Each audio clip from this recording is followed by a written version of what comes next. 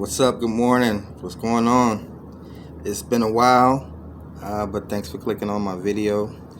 Just been getting my head together, you know, taking that personal time for yourself to make sure that you can have that visionary stream of consciousness come through, without distractions or, things that take up too much time.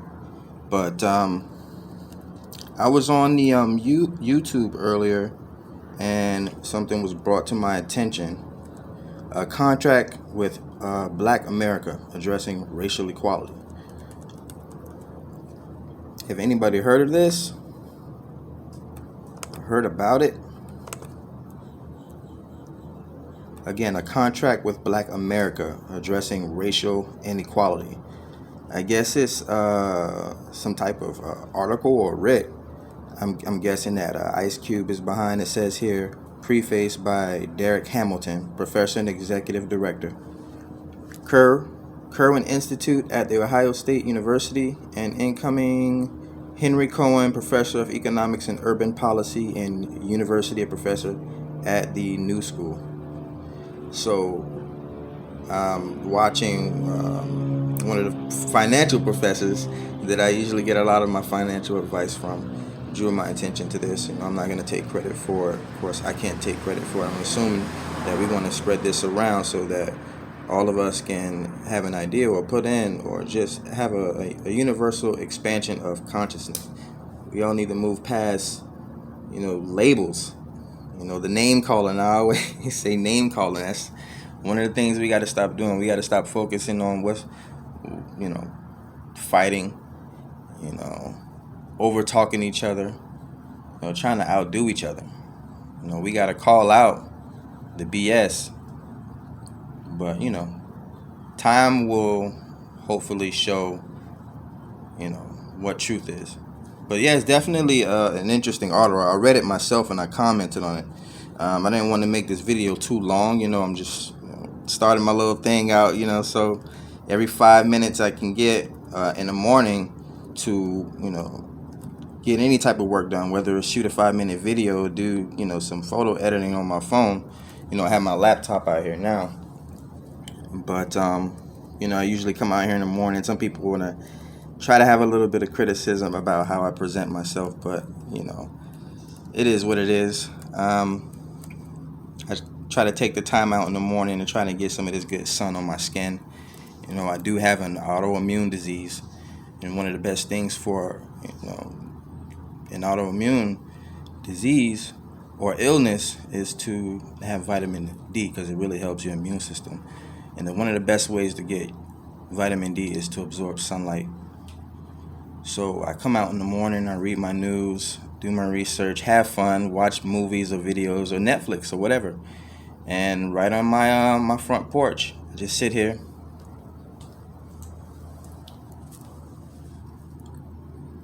The sun's about to come out and absorb some sunlight on my beautiful black skin. But we'll move past that.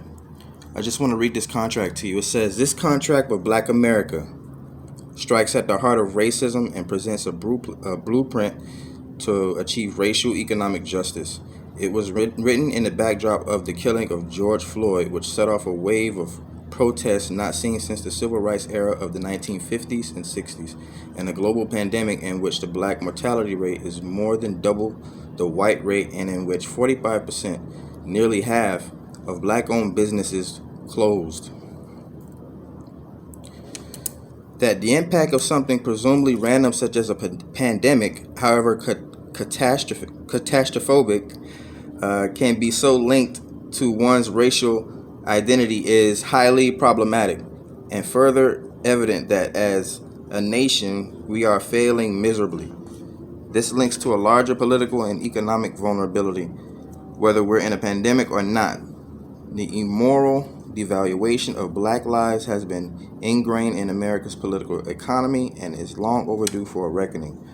Authentic agency is grounded in resources, and America's unjust racial wealth gap is rooted in a history that has privileged white people with financial advantages to buy crucial and additional intergenerational advantages for themselves and their children.